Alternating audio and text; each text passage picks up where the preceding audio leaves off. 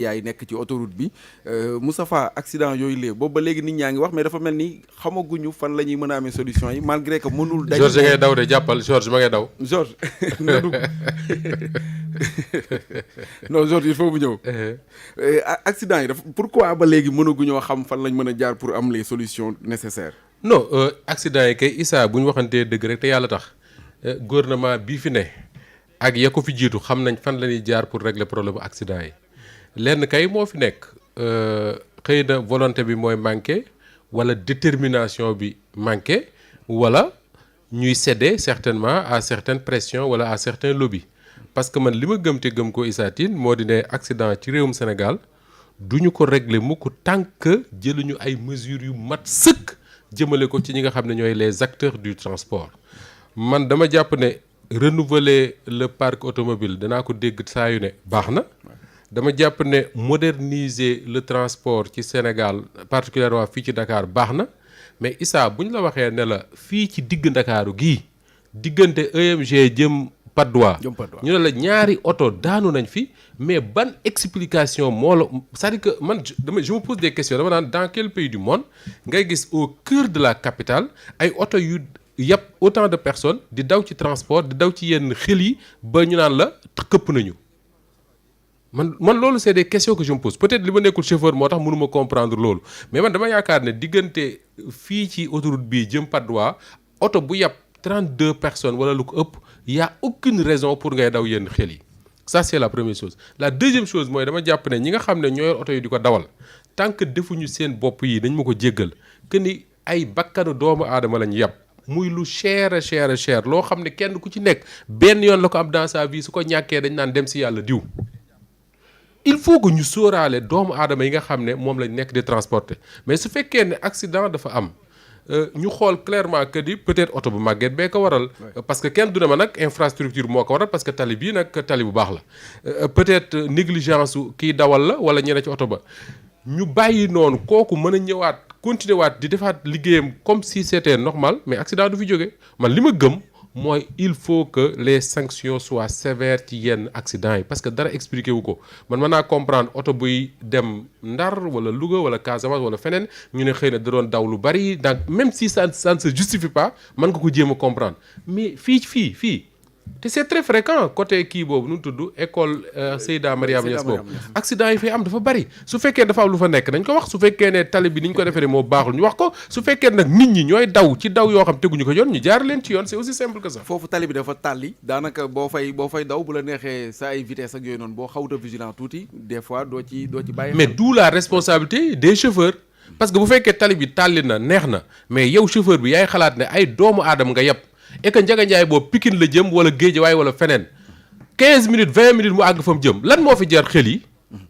lan moo ko fi jar. Pape Sané moo tax ñu war a moderniser de mon point de vue le transport pour que nii chauffeurs yi nekkee mooy di njëkkante ay clients ak di njëkkante dem bindu jéeg yooyu mais dafa war a jeex amatul ci benn réew.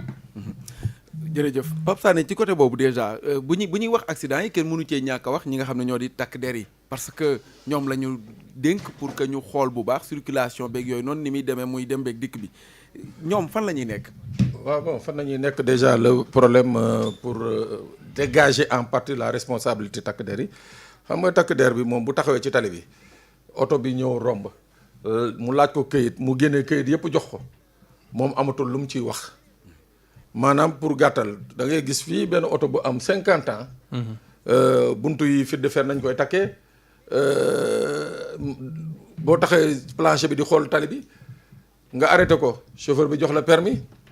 nga ne ko carte grise mu génnee carte grise. nga ne ko assurance mu jox la nga ne ko visite technique mu jox la visite technique. mais à partir de ce moment takk der bi moom son pouvoir est limité. amatul dara lu muy mën a def parce que une autre autorité. assermenté moo délivré kayit yooyu. donc waaw foofu la problème bi nekk mooy que vétusté parc bi xam nga da ngay xool oto yi nu ñu màggetee surtout ñaari njagañaay maa ngi koy romb soo xoolee ñaari njagañaay je suis sûr et certain que benn bi moom xam naa ne moom 40 ans yi làq na ko beneen bi moom peinture bi rafet na xaw ma nu mu demee ndax bukki mais ñaar yooyu boo leen rombee tey jii mu leer la ne que ñooñu dans un état normal dans un pays normal ñooñu waruñu daw transport d'abord muy benn parce que c'est des voitures qui ont été transformées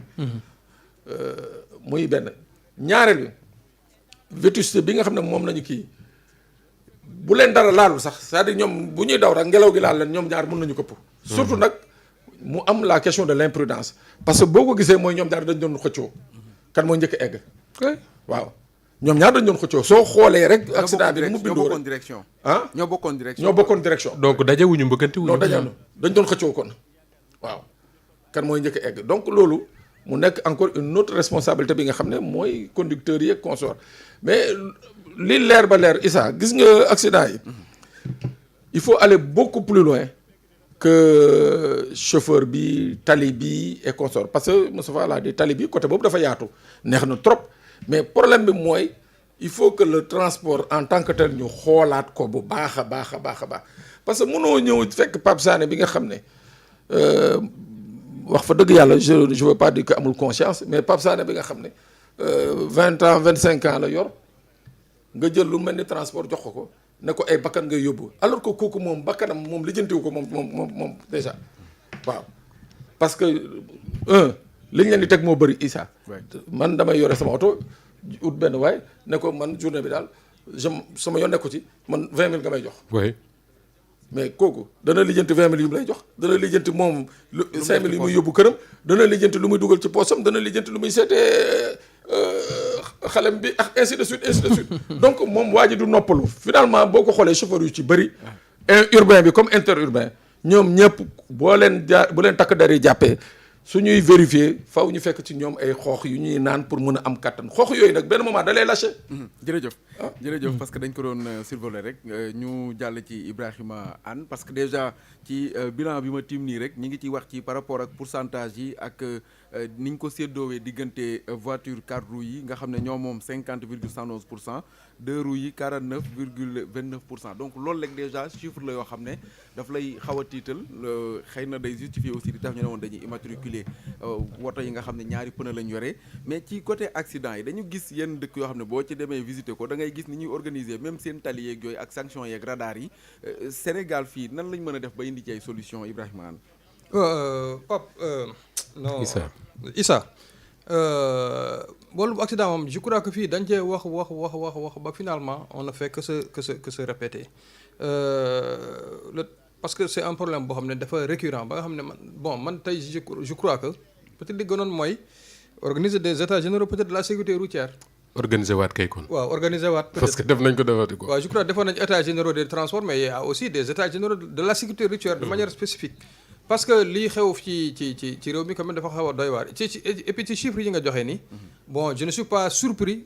d'entendre que ne les deux roues font 49% de ces accidents là. parce que man li may romb ci ay accidents impliquant des deux roues mënuma la ko limal. Maintenant il y a des zones yoo xam ne qui sont qu'on pourrait appeler d'accidentogènes. am na axe boobu souvent c'est sujet à des accidents mais il y a aussi la VDN 3 xam nga ndax da ngeen koy fréquenter le rond-point Gadaye. je crois que rond-point Gadaye moom. absolument c'est un rond-point boo xam ne et Théodore Semedo defoon na sax benn reportage ba il avait même fait parler des agents de ou bien des responsables de comment ça s'appelle encore de l'AGEROUTE addu woon nañ ci ak usagers yi ak yooyu mais je pense que en tout cas cause il faut des mesures hardies sànq Pape Sané mi ngi doon wax par exemple la jeunesse de ñi nga xam ne dañu dawal ay transports en commun je crois que jusqu'à une période récente dafa am benn âge boo xam ne y avait un âge plancher par exemple ñu ne si tu n'as pas 30 ans mënoo dawal kii parce que dawal lu mel ne transport ay lu mel ne 35 bakkan 40 bakkan 70 bakkan bu dee par exemple les bus les longs bus là donc loolu dafa laaj responsabilité dafa ànd ak benn maturité du point de vue de l'âge ni ñuy exiger ci nit ki muy war a am 35 ans pour être je crois pour être candidat à l'élection présidentielle je pense que noonu la ñu waroon mën a exigeant we ci koo xam ne aussi dafa war a dawal ay bus wala ay oto yoo xam ne ay fukki nit c'est des dizaines et des dizaines de personnes ñoo ciy nekk mais il y a le dictat des syndicats je me rappelle la dernière grève de comment dirais-je des transporteurs bokkoon na ci li ñu doon xeex mooy que gouvernement bi dafa bëggoon wàccee en tout cas faire descendre l'âge de comment dirais-je l'âge requis pour être conducteur d'un véhicule de transport en commun. Et je crois que le gouvernement de l'époque avait cédé et c'est ce qu'il ne fallait pas. C'est ce qu'il ne fallait pas donc l'un dans l'autre lu mel noonu. vétusté bi Pape Sané di wax ni nga gis oto boo xam ne yow dafa lay leer ne bii moom kas la waroon dem. mais day question nan la def ba jaar voilà nan la def ba jaar ba jàll carte non kii visite technique. yow da ngay même yow mi yow boo jëlee sa oto nga yóbbu ko visite technique ci rangée yi di nga ciy gis ay oto yoo xam ne mais tu te dis que oto yi man su ma doon ñoom peut-être man du ma fi ñëw sax faf mais dañuy non seulement dañuy ñëw mais mën nañu jàll yow sax yow ñu bàyyi la foofu. ñu bàyyi la foofu pour des détails ñu ne la par exemple pneu bii dafa fissuré wala dafa am benn fil bu ci génn. alors que moom day jàll romb na le. doo leen toogee noonu salle d'attente bi moom dañuy ñëw jox ko vignette am après ne ko yow sa tu es admis yow nga toog fa war a lijjantiwaat wala war a demaat ci mécanicien bi pour régler waat yeneen i problème donc c'est des choses yoo xam ne jubal jubante bi war na fa mën a àgg. Il s'agit pas simplement de mesures cosmétiques comme on l'avait fait sous la présidence Macky Sall quand il y a eu l'accident de 6 kilos. Et curieusement la semaine dernière il y a eu encore à 6 kilos un autre accident. 6 kilos bi amoon accident boobu ba je crois que le gouvernement avait pris xaw ma ñaata mesures xaw ma 29 mesures xaw ma. te man bi ma ci jàpp daal boo xam ne moom ñi ngi koy respecté bon mooy l'interdiction faite aux véhicules de transport de circuler au-delà de 23 heures. boobu moom jàpp naa ne boobu moom yaakaar naa ne kii mais yeneen yi. comme par exemple ay pneus yi. ay surcharge yi ay plombé vitesse. yooyu yëpp ci wu ci mais beneen bi aussi mooy que loolu aussi yaakaar naa ne gouvernement bi mi ngi ciy kii à travers la formalisation des 2 roues. donc 2 roues yi moom dañ cee war a wax parce que 2 roues yi bëri na ay accidents yoo xam ne xaw ma ndax chiffres yooyu nga am. est-ce que wax nañ ci accidents yi nga xam ne les 2 roues impliqués nañ ci wala ils sont à l'origine mais saa waay boo nekk ci télé bi quand tu vois la manière dont les conducteurs de 2 roues se comportent mais tu te dis que dans quel pays on est wala dans quelle capitale on est. Issa dama mës a dégg Diallo Diop. Diallo Niang. Diallo Diop c'est le docteur. Diallo Niang mu mas a wax ne boobu ci nguuru Macky Sall defe naa taw accident 6 kilos ba la sax kay. mu ne ñoom chauffeurs yi et ça c'est un professionnel qui parle mu ne seen seetlu mooy accident yu bari ci Sénégal oto yu daje moo ko waral te oto yi bu ñu dajee accident yi day metti ci la doon waxee ne Sénégal dañoo war a fexe ba taliw benn voie jeex fi muy am ay 2 fois 2 voies nga xam dañ koy séparer ci digg bi su ko defee oto yi bañ a daje. xam nga loolu Issa c'est la responsabilité de l'État mooy defar infrastructure boo xam dina réduire les risques d'accident. Maintenant comme Pape Sané le dit ak Ibrahima Anne ñaari oto yoo xam ne ñoo bokk benn voie j'imagine ñoo bokk fu ñu jëm.